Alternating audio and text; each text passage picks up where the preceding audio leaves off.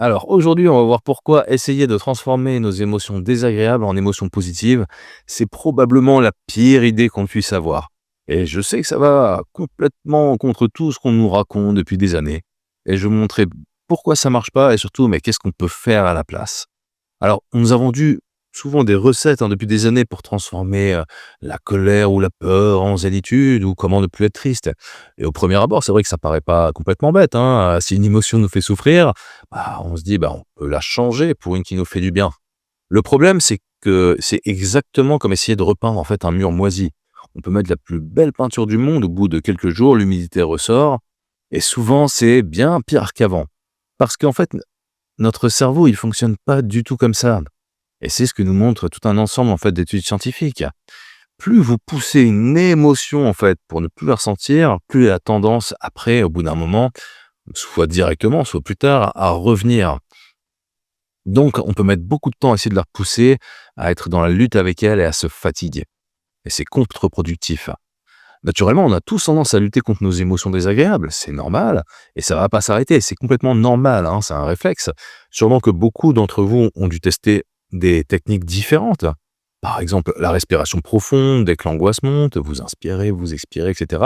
Et souvent d'ailleurs, ça peut marcher à court terme, et c'est pas forcément une mauvaise chose, tant qu'on n'essaie pas d'utiliser pour faire disparaître une émotion. Parce que souvent, en fait, ce qui se passe, c'est que, quelles que soient les techniques qu'on utilise, parce que ça peut être aussi d'autres techniques, comme des affirmations positives, etc., ou des visualisations positives, en fait, si on essaie de chasser, en fait, hein, une émotion qui est désagréable, elle va avoir tendance, en fait, à revenir plus forte comme un tsunami. Je sais pas si vous avez déjà essayé, par exemple, de mettre de la musique relaxante, donc ça peut avoir un petit effet, mais souvent aussi, notre cerveau, il a la bonne idée de se dire à ce moment-là: «Bah, tiens, je vais essayer de penser justement à tous les trucs stressants qui sont dans ma vie». Donc peut-être que, voilà, vous avez essayé plein de choses et que sur le long terme, vous remarquez que soit ça change pas, soit même ça peut même empirer. Et le pire, c'est que si ça ne marche pas, peut-être qu'on vous fait croire que c'est de votre faute, que vous vous y prenez mal, que vous n'avez pas assez de volonté, ou que vous n'y croyez pas assez. Mais c'est n'importe quoi. Sur le long terme, ça fonctionne pas du tout comme ça. Donc avant de vous montrer ce qu'on peut faire avec ça, je vous invite à télécharger le guide gratuit des 7 pratiques pour se libérer du mental. Ce sont des outils basés sur des pratiques scientifiques largement validées et qui fonctionnent particulièrement bien à partir du moment où on les met en pratique pour une grande majorité des gens. Alors pourquoi ça marche pas? En fait, la première raison, quand on entre en guerre contre notre propre système émotionnel, ben, à votre avis, qui est-ce qui va gagner? Ben, spoiler, c'est pas nous. Et c'est normal parce que avoir des émotions, toute la palette des émotions humaines, c'est complètement normal, hein. Nos émotions, elles ont une fonction. La peur, elle nous protège. La colère, elle va faire respecter nos limites. La tristesse, elle peut nous aider à faire le deuil. Donc, quand on essaie de les éteindre, c'est un peu comme débrancher les voyantes de notre tableau de bord de notre voiture, par exemple, en espérant que bah, cette voiture va mieux marcher. La deuxième raison, c'est l'effet rebond. En fait, vous connaissez l'expérience, hein, on vous dit: «Ne pensez pas à un éléphant rose, ne pensez surtout pas à un éléphant rose» et bon, bah, c'est foutu, on est obligé de penser à un éléphant rose. La troisième raison, c'est que on crée une double souffrance. On a déjà l'émotion elle-même et on rajoute, de la souffrance de ne pas réussir à la changer. Par exemple, on peut se retrouver anxieux d'être anxieux ou en colère d'être en colère ou en colère d'être anxieux. Enfin, de toute façon, les combos sont, vraiment infinis. Et en plus, on peut développer une peur des émotions désagréables. Dès qu'il y a une émotion désagréable qui devient trop forte, ou qui apparaît, le mental peut commencer à paniquer et à dire: «Ah non, faut que ça s'arrête maintenant» et du coup, bah, ça a tendance à amplifier les choses, à rajouter, de l'anxiété ou à amplifier l'émotion qui est désagréable. Alors qu'est-ce qu'on peut faire à la place? Bah, une chose est sûre, c'est que on peut pas choisir de ressentir ou non des émotions, en fait, hein. C'est comme la météo, tant qu'on est humain, on va ressentir toute la palette des émotions. Par contre, on peut changer la relation qu'on a avec nos émotions et ça change tout. Et comme ça, on arrête de se battre et on fait de la place. Imaginez que vos émotions, c'est un gamin qui fait un caprice dans le salon.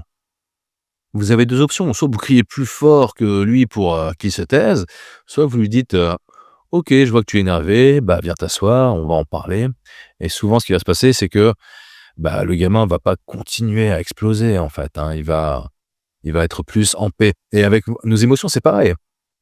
Au lieu de faire exploser les émotions, si on fait de l'espace, en fait, pour accueillir l'émotion, c'est comme si on lui offrait une chaise en lui disant: «Bah, OK, voilà, tu peux être là». Ouais, c'est pas forcément pour inviter l'émotion désagréable à rester pour toujours, hein, mais on la vire pas non plus à coups de pied. eh ben, ça va avoir tendance à faire que l'émotion ne va pas exploser. Donc concrètement, ça donne quoi? Quand on sent l'anxiété qui monte, au lieu d'essayer de la calmer, on peut par exemple se dire: «Ah, par exemple, c'est de l'anxiété, ah voilà, c'est l'anxiété qui est là» et on arrête de lutter contre. Et je vous propose de tester ça réellement maintenant pour que vous puissiez en faire l'expérience. Si vous voulez, faire cet exercice, vous pouvez aussi, à la fin, par exemple, épingler la vidéo, la mettre en pause. Mais ce qui est important, c'est de faire l'exercice parce que juste le comprendre intellectuellement, ça change rien et surtout ça va vous paraître bidon et c'est normal, donc il faut en faire l'expérience. Donc je vous propose de commencer à penser à quelque chose qui provoque une émotion désagréable. Quand vous pensez à quelque chose de désagréable, qui provoque des émotions désagréables, bah, vous allez ressentir cette émotion désagréable et une fois que vous la ressentez, vous pouvez la nommer et dire par exemple: «Ah tiens, c'est de l'anxiété. L'anxiété est là». Vous pouvez l'observer comme si c'était la première fois que vous observiez quelque chose, comme si vous observiez une émotion, comme un enfant par exemple, en vous disant: «Bah, mais c'est quoi en fait une anxiété? Qu'est-ce que c'est la sensation? C'est quoi? C'est une tension? Ça a une forme particulière? Où ça se trouve? C'est plutôt ici, plutôt à l'extérieur de moi, plutôt dans le ventre?» Donc on explore ça vraiment comme si on était des espèces de scientifiques curieux qui regardions: «Mais qu'est-ce que c'est que cette émotion en fait?» On peut aussi, ressentir en fait la sensation du souffle qui entre et qui sort, hein, donc notre respiration et en même temps ressentir les sensations physiques liées à ces émotions.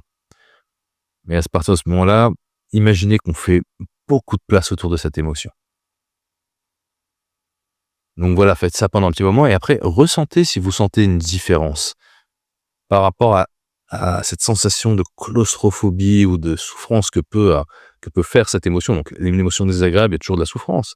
Mais souvent, quand on lui fait de la place, elle va pas avoir tendance à exploser et vous allez voir que le fait que l'émotion soit entendue, eh ben, elle va pas rester plus longtemps que normal et puis au bout d'un moment, bah, de toute façon, elle finira par partir. Donc on n'essaie pas de la faire partir.